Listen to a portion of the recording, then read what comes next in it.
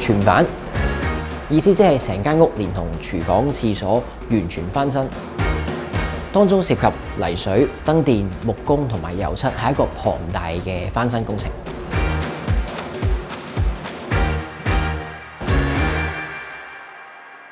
屋企有返一定樓齡，都肯定見過牆身發毛、天花甩灰嘅問題。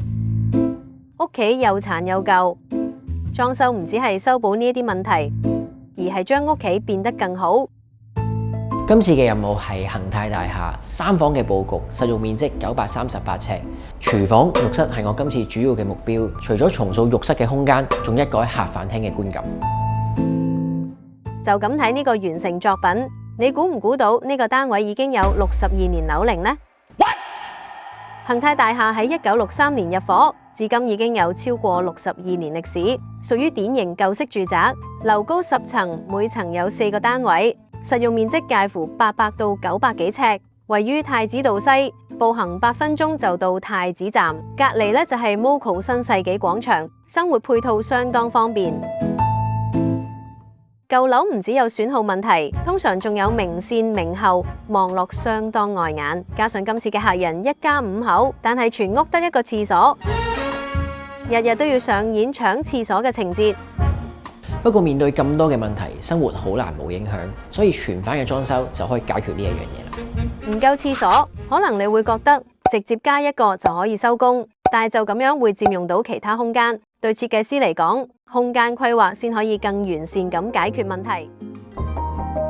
原則廚房其實有成個廳咁大，對戶主嚟講反而冇咁需要。我將部分空間納入浴室，令到浴室有條件一分為3。改動之後，獨立分隔坐廁、洗手盆同沐浴區，2道門選用磨砂玻璃，增設獨立上鎖功能。3個區域可以同時使用。大家朝頭早終於唔使再爭崩頭啦！拆除咗廚房嘅間隔之後咧，客飯廳變得更加開揚，可以一眼望到廚房。戶主本身係一個銀器商人，偏好復古風格，全屋家私以深灰色調，配搭胡桃木紋地磚，營造深沉有格調嘅氣氛。除咗改造間隔、鋪設地板，今次嘅改動都需要規劃大量嘅電線同水喉。例如原職浴室有個舊式熱水爐太阻埞 ，Ken 將佢調動到去廚房，以1道櫃門遮掩。雖然喉管需要重新鋪設，但就可以美化成個空間。呢啲睇落簡單嘅改動，背後需要一定嘅經驗同團隊規模支撐。所以每個全返裝修單位都好考驗團隊處理各個項目嘅能力。房間嘅設計方面，概念主要圍繞4個標準，務求全方位滿足用家嘅需要。寢區、書台、衣櫃同裝飾櫃係一間房嘅4個標準配置，仔房同主人房都完美符合標準。喺香港呢個寸金尺土嘅地方，要做到都唔係話咁簡單。咁喺今次嘅設計裏邊咧，我自己最中意嘅地方就係呢個部分啦。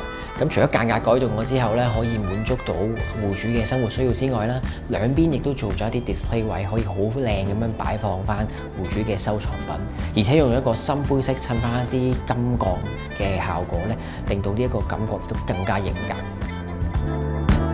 全返嘅項目涉及嘅範疇真係好多，所以都好感謝客人嘅信任，好放心咁俾我哋做每一個改動，所以最後嘅成品先至可以做得咁靚。